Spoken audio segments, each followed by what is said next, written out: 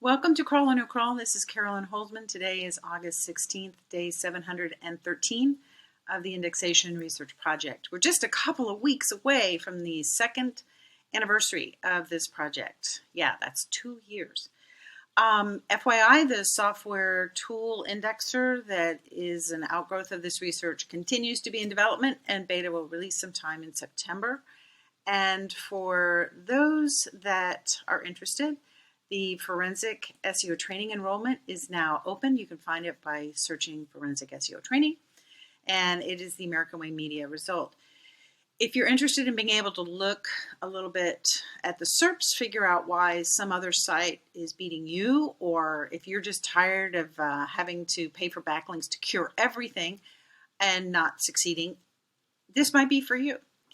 Earlier this week, we were in a 2-day time frame from being published to findable by keywords in a new content.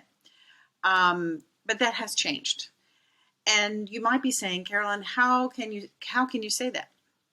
So first, I want to just show you that the last test page that went through this process was, sorry if the video will go with me. Okay.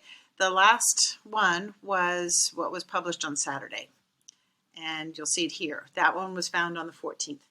Since then, no new test pages, like even though the 13th shows green, the test page has not yet come in, has not yet been findable. And that was on the 13th, and I couldn't confirm, since I knew we were in a 2-day cycle, I couldn't confirm whether it was or wasn't indexing and being served until today, because it's been 48 hours.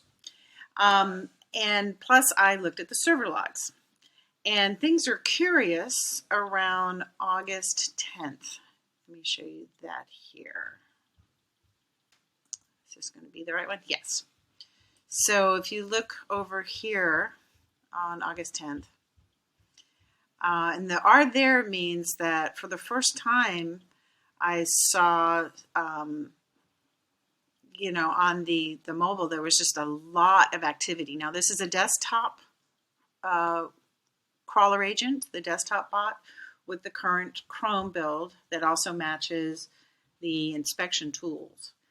And since then, there have not been any more desktop bot rendering, not for days. And that would have been in this column. So it continues to be blank. That's curious to me. And then on the 14th, over here, if you look at mobile 39, this is the same Chrome build as the Googlebot 39.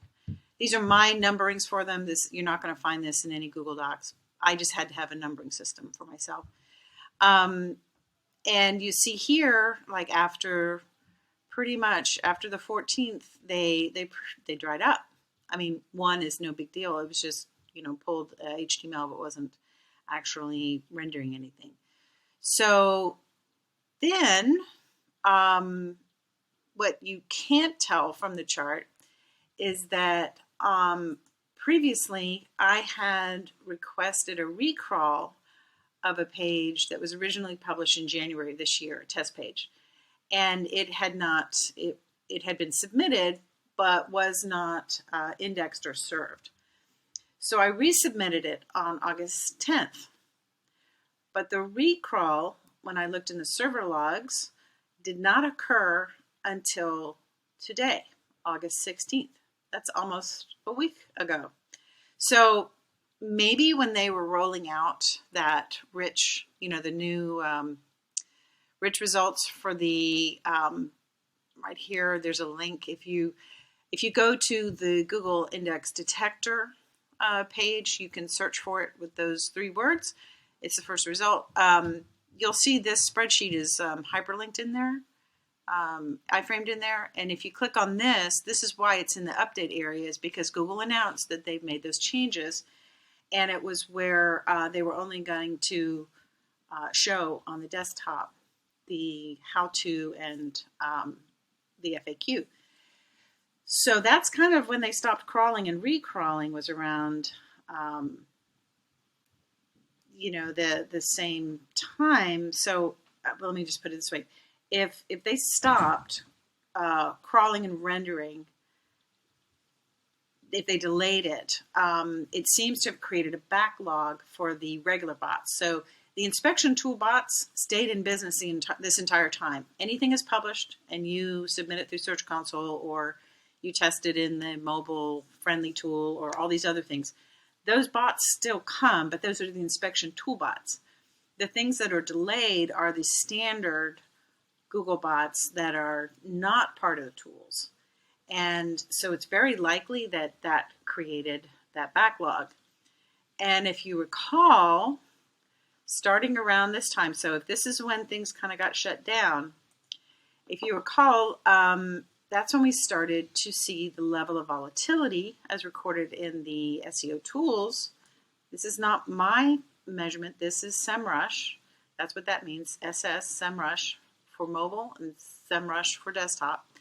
You'll see that it really started on Monday, on the 14th. And remember, if you go back to what I just said, that's when the mobile rendering bots appeared to have slowed down. So I also could see it before when I was running the consecutive the consecutive reports, the volatility reports. Let me just show you here. This is what they look like before. This is comparing two reports run on the 12th. So you start to see this was one that showed a lot of volatility, up and down, and up 16 and up 12, and which means a lot of people went down.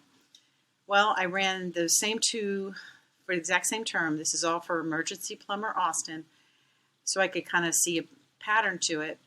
But up one, down one, up one, down one, up two, down two.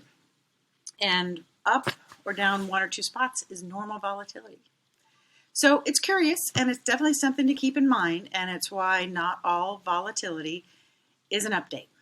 Okay, so remember to check out Forensic SEO Live Training. It is interactive. You can ask questions. There's direct access, and there's a link to the sales page in the description, or you can Google Forensic SEO, and it will be or Forensic SEO Training. It'll be the first result. Forensic SEO, it's the second. Look for American Way Media. Thanks. Talk to you tomorrow.